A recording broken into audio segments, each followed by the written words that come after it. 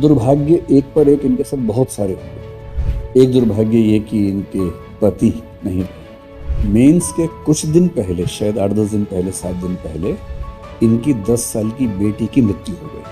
परिस्थितियाँ इतनी आई, उन्होंने मुझे कई बार तोड़ा, मैं कई बार टूटी, कई बार खड़ी हुई, मगर मैंने ये मेरे मन में दृढ़ संकल्प कर रखा था कि मुझे मेरे हस्बैंड को, मेरी दादी सास जो मेरी बाई हैं और मेरी बेटी, उनको प्राउड फील करवाना। गांव के पारिवारिक माहौल से, घरेलू माहौल से निकल के सीधे सिविल सर्वेंट बन जाना, इसीलिए सिविल सर्विस को बोलते हैं जिंदगी में सबसे बड़ा टर्निंग पॉइंट होता है।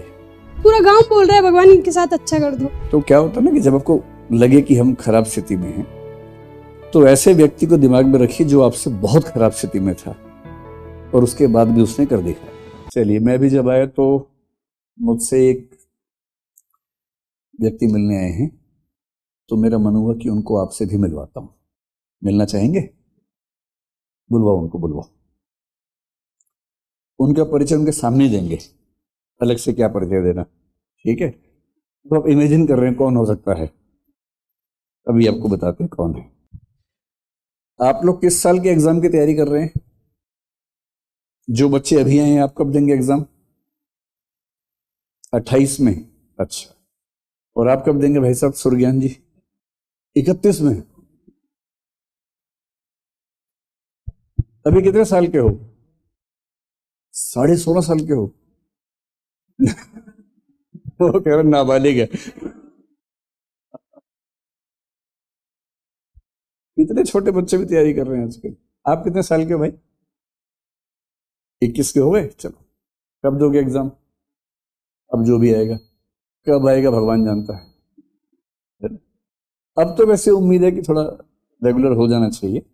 आइए आइए आइए, आप उठिए इधर, आपको बड़ा मजा आएगा। आइए,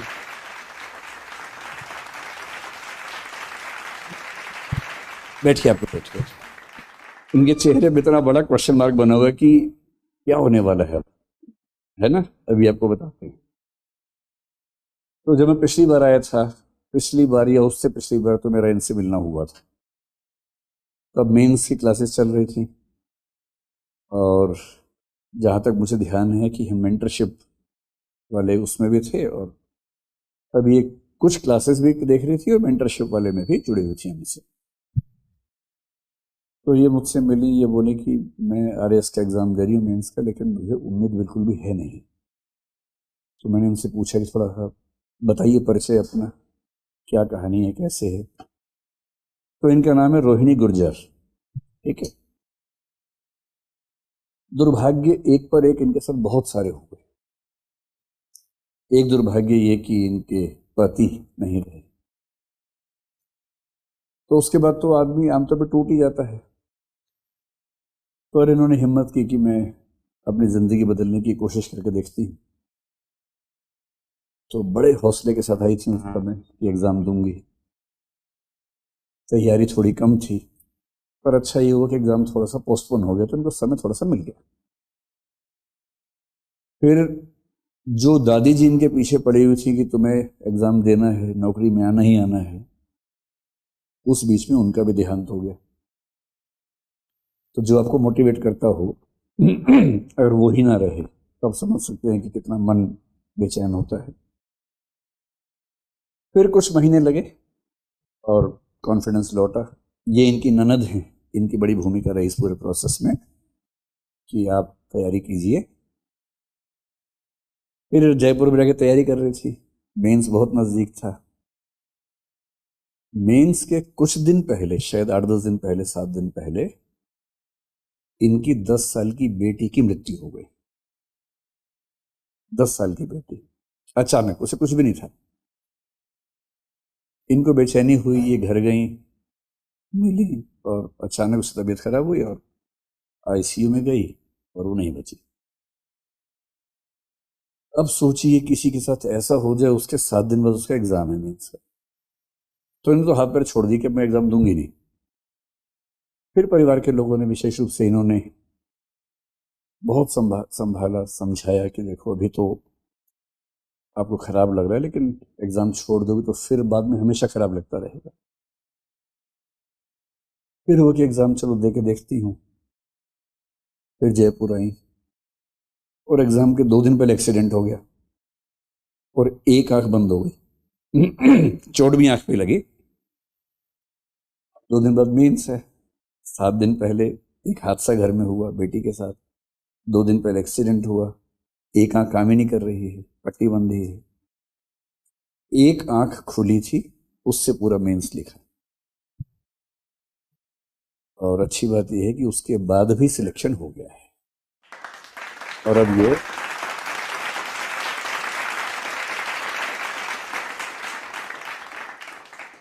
राजस्थान कोऑपरेटिव सर्विस में, राजस्थान सहकारी सेवा उसको बोलते होंगे हिंदी में शायद, उसमें इनका सिलेक्शन हुआ है। अभी मेडिकल वगैरह हो रहा है, जल्दी ही ज्वाइनिंग होगी और अभी सीधे एक बड़ी अफसर बनने वाली है। और अच्छी बात यह है कि अभी जो इंटरव्यू वाला प्रोसेस चल रहा है उसमें भी शामिल हुई हैं। इस बार मेंस थोड़ा और बेहतर दिया है। क्या पता कि अगली बार मैं इनका परिचय करवाऊं कि ये आरएस की टॉपर हैं और एसडीएम बन गई हैं, ऐसा कुछ हो गया, क्या पता। ऐसा हो तो कितना मजा आएगा, है ना। तो अभी जब नीचे मिलना हुआ तो मैंने कहा आप आई हैं तो फिर बच्चों से मिल लीजिए। तो जिन जिन को लगता है कि उनकी स्थितियां बहुत खराब हैं, अरे कैसे होगा, तो क्या होता है ना कि जब आपको लगे कि हम खराब स्थिति में हैं तो ऐसे व्यक्ति को दिमाग में रखिए जो आपसे बहुत खराब स्थिति में था और उसके बाद भी उसने कर दिखाया। और जब जब लगे कि आप बहुत तोप हैं तो किसी ऐसे तोप को दिमाग में रखिए जो बहुत बड़ा तोप था और कुछ नहीं कर पाया, उससे पैर जमीन पे रहते हैं। और जब लगे कि पैर उखड़ रहे हैं तब एक ऐसी कहानी याद रखिए कि जो हमसे बुरी स्थिति में था, इससे बुरी स्थिति क्या सोच सकते हैं। इतने सारे हादसे एक पे एक होते गए और उसके बाद भी देखिए। और एक गांव के पारिवारिक माहौल से, घरेलू माहौल से निकल के सीधे सिविल सर्वेंट बन जाना। इसीलिए सिविल सर्विस को बोलते हैं जिंदगी में सबसे बड़ा टर्निंग पॉइंट होता है। एक झटके में चेंज होता है। 2 ही चीजें मोटे तौर पे ऐसी होती हैं, एक होती है शादी, कई लोगों के मामले में जिंदगी एक झटके में चेंज हो जाती है। एक होता है कोई ऐसी बड़ी नौकरी, सिविल सर्विस, या पॉलिटिक्स में इलेक्शन लड़े, आप बन गए एमएलए एमपी अचानक। तो ऐसा टर्निंग पॉइंट, ऐसा पैराडाइम शिफ्ट जिंदगी में बहुत कम लोगों के आता है। तो मैं रोहिणी जी से ये कैसे मैं बोल नहीं पाऊंगी, मेरी रोराई फूट जाएगी, तो रोएंगी तो क्या दिक्कत है, लेकिन आप लोग थोड़ा साथ दीजिएगा, है ना। अभी वो डरी हुई है मंच पे आने से और उनकी स्थितियां देखते हुए विशेष रूप से। इन बच्चों में सबसे अच्छा कौन है पढ़ने में? कौन बच्चे सीरियसली पढ़ते हैं अच्छे से? सभी। अच्छा, सबसे दुष्ट बच्चा कौन है क्लास में, जो टीचर से बहुत परेशान करता है? लड़कियों में कौन है सबसे दुष्ट, बताओ? है? क्या नाम बोले? वैसे 1-2 लोग इशारा कर रहे हैं एक लड़की के बारे में जो चश्मा पहन के बैठी है।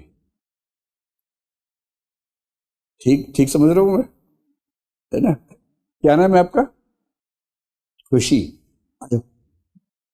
तो खुशी आपकी क्लास की तरफ से रोहिणी जी का सम्मान करेंगी, बुके देंगी। आप भी आइए, आप भी आइए, आइए आइए आइए। नहीं, आप बुके लीजिए साथ में। हाँ हाँ।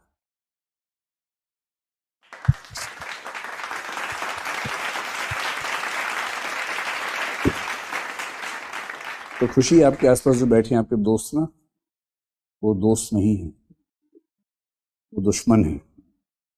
जैसे मैंने बोला सबसे दुष्ट बच्चा को ना 3-4 लोगों ने अपनी आंखों से इशारा किया, ये, 1-2 ने हाथ से भी इशारा किया, ये है। तो क्लास के बाद हिसाब बराबर कर लेना उन सबके साथ। आप समझ ही गए होंगे मैं किसकी बात कर रहा हूँ, है ना। 3-4 की बात कर रहा हूँ, एक की नहीं कर रहा हूँ, क्योंकि आपकी नजर में एक ही व्यक्ति ऐसा है, 3-4 हैं।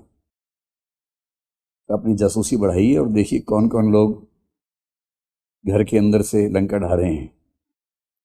ठीक है, तो अब रोहिणी जी आपके सामने बोलेंगी। उत्साह बढ़ाना है, ध्यान रखिएगा इस पर। लीजिए।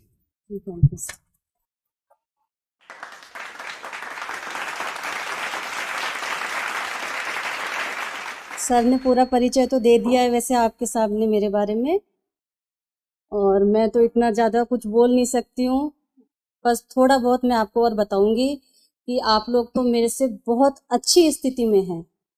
आप लोग अभी ऐसे कहते हैं कि हमें ये प्रॉब्लम्स हो रही है, हमें ये दिक्कतें हो रही हैं पढ़ाई से रिलेटेड, तो मेरे सामने जिन चीज़ों को मैंने फेस किया है, सही में उनसे निकलकर यहाँ तक पहुँचना आसान नहीं था। मैंने कैसे खुद को संभाला है। 2006 में मेरी ग्रेजुएशन हो गई थी, फिर उसके बाद में दोबारा से पढ़ाई को शुरू करना, और हम गांव से आते हैं, गांव का माहौल बिल्कुल विपरीत होता है एकदम। कैसे मैंने अपने आप को संभाला, हस्बैंड की डेथ के बाद में मेरे बच्चों को संभाला, सिंगल पेरेंट्स होने के बावजूद मैं यहाँ तक पहुँची। परिस्थितियाँ इतनी आई, उन्होंने मुझे कई बार तोड़ा, मैं कई बार टूटी, कई बार खड़ी हुई, मगर मैंने ये मेरे मन में दृढ़ संकल्प कर रखा था कि मुझे मेरे हस्बैंड को, मेरी दादी सास जो मेरी बाई हैं और मेरी बेटी, उनको प्राउड फील करवाना, बस यही लक्ष्य था मेरा। तो आज मैं यहाँ पर हूँ, तो वो जहाँ पर भी हैं, बस मुझे यही खुशी है कि उनको प्राउड हो रहा है कि इसने अपना जो भी सोचा था वो पूरा किया।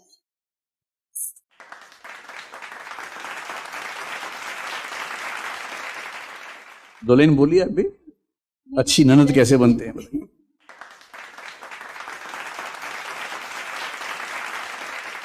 मतलब मुझे सच में लगता है मैंने इनको बहुत नज़दीक से देखा है। मैं छोटी सी थी तब इनकी शादी हो गई आई ना, तो मैं इनकी बेटी की तरह ही रही हूँ। और जब जैसे जैसे हर साल मैं देख रही हूँ ना इनकी लाइफ चेंज हो रही है, मुझे सच में यकीन नहीं हो रहा है कोई इंसान के साथ इतना बुरा कैसे कर सकता है भगवान। मतलब गांव वाले भी ये बोलने लगे कि इनकी किस्मत है, ये क्या है, बस भगवान अब इनके साथ अच्छा कर दो। एक तो होता है ना अपन बोलते हैं कि भगवान मेरे साथ अच्छा कर दो, पूरा गाँव बोल रहा है भगवान इनके साथ अच्छा कर दो। और सच में इनका लास्ट में मतलब बहुत बहुत अच्छा हुआ है। मतलब अब बहुत कुछ खो के पाया है, बट बहुत बड़ी चीज़ पाई है इन्हें।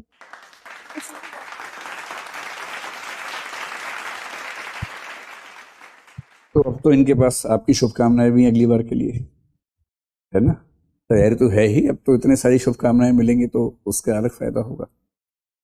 तो मैं चाहता हूं कि जो सीखने की बात है वो ये कि कुछ भी हो जाए, अगर आप खुद को संभाल पाते हैं और परसिवियरेंस के साथ, कंसिस्टेंसी के साथ मेहनत करते रहते हैं, तो देर हो सकती है पर अंधेर छोड़ना है। तुम्हें तो चीज़ें हाथ में आती ही हैं, ठीक है। तो अभी आप पढ़ाई कीजिए और फिर मैं जब अगली बार आऊँगा तो विस्तार से आपसे बात करूँगा। बहुत शुभकामनाएं। अब एग्जाम की तैयारी को और बेहतर करने के लिए हमारे चैनल को लाइक, शेयर और सब्सक्राइब करना ना भूलें।